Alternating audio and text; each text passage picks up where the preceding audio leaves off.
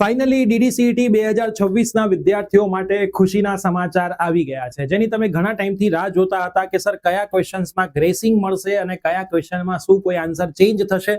તો finally DDCET માટે ACPCએ નવી આન્સર કી જાહેર કરી દીધી છે. કદાચ તમારા સુધી આન્સર કી પહોંચી ગઈ હશે, પણ આજના વિડીયોની અંદર હું તમને બતાવવા માટે જઈ રહ્યો છું કે કયા કયા ક્વેશ્ચન્સની અંદર વિદ્યાર્થીઓને ગ્રેસિંગ માર્ક્સ મળ્યા છે અને કઈ જગ્યાએ આન્સરમાં ચેન્જ થયો છે.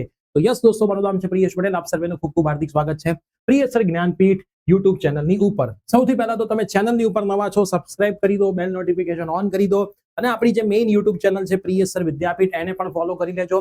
આખી એડમિશનની પ્રોસેસ તમને આ બંને ચેનલ પરથી સમજાવવામાં આવવાની છે. હજી સુધી તમારી કોઈ પણ જાતની એડમિશન પ્રોસેસ ચાલુ નથી થઈ. ગઈકાલે આપણે વિડીયો આપણી મેઇન ચેનલ પર મૂક્યો હતો. હું તમને ફરીથી કહી દઉં છું, આ વિડીયો એક વખત ખાસ જોઈ લેજો. D2D એડમિશન 2026 ની એડમિશન પ્રોસેસ ક્યારે ચાલુ થશે.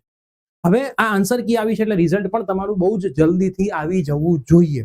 બરાબર, જેવું રિઝલ્ટ તમારું આવે છે એટલે આપણે જબરજસ્ત સેલિબ્રેશન આ વખતે રાખવાનું છે, કેમ કે આપણા ઘણા બધા વિદ્યાર્થીઓએ જોરદાર મહેનત કરી હતી.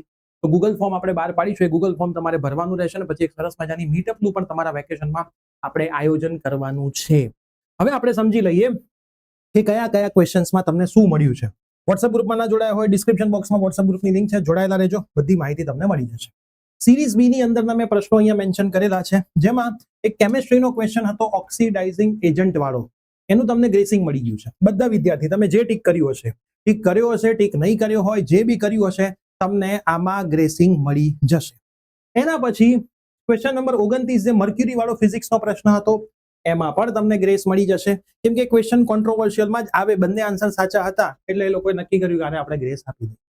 એના પછી ક્વેશ્ચન 54 જ્યારે આપણે ક્વેશ્ચન પેપર સોલ્વ કરાવ્યું ત્યારે ભૂમિ મેડમે તો તમને આમાં એડજેક્ટિવ જ આન્સર કીધો હતો, પણ એમની આન્સર કીમાં રોંગ હતો. તો એમણે એમનો આન્સર ચેન્જ કર્યો છે અને નવો જે આન્સર ઇંગ્લિશનો થઈ ગયો છે એ હવે એડજેક્ટિવ થઈ ગયો છે. એટલે આમાં ગ્રેસિંગ નહીં મળે, આમાં જેણે એડજેક્ટિવ ટીક કર્યું હશે એને જ માર્ક મળશે. પહેલા આન્સર કી પ્રમાણે જે ટીક કર્યું હશે એમાં માર્ક નહીં મળે, એડજેક્ટિવ પ્રમાણે જ મળશે. અને ક્વેશ્ચન નંબર 88 ઇન્વર્સ ટ્રિગ્નોમેટ્રીનો હતો, એના લીધે એમણે ત્યાં પણ ગ્રેસિંગ આપી દીધું છે. તો વિદ્યાર્થીઓ, તમને 3 ક્વેશ્ચનની અંદર ગ્રેસિંગ મળ્યું છે. મતલબ આ 3 ક્વેશ્ચન તમે લખ્યા છે, નથી લખ્યા, સાચા લખ્યા છે, ખોટા લખ્યા છે, કંઈ પણ કર્યું છે, તમને બધાને 6 માર્ક, 1 2 3 4 5 6 માર્ક્સની લાણી મળી છે. બરાબર, જોરદાર કહેવાય. અને આમાં જેણે એડજેક્ટિવ લખ્યું હશે એને 2 માર્ક મળશે, બાકી બધાને નેગેટિવ થશે. હવે ફાઇનલ તમારું ટોટલ કેટલું થાય છે? તમે જો પ્રિયેશ સર વિદ્યાપીઠ પ્લેટફોર્મ પરથી ભણેલા છો તો તમારું ટોટલ કેટલું થાય છે એ અમારા નંબર ઉપર વોટ્સઅપ મેસેજ કરો, એટલે અમને થોડોક આઈડિયા આવે કે તમારું આટલું ટોટલ થાય છે, જેથી આપણે થોડું ઘણું આ વર્ષના રેન્કનું પ્રિડિક્શન પણ લગાવી શકીએ. ઠીક છે, તો ફટાફટથી વોટ્સઅપ મેસેજ કરજો કે તમારું શું રિઝલ્ટ બને છે, કેટલું બને છે, અને આ વિડીયો તમારા બધા જ મિત્રોને શેર પણ કરી દેજો. મળતા રહીએ છીએ. Bye bye, take care.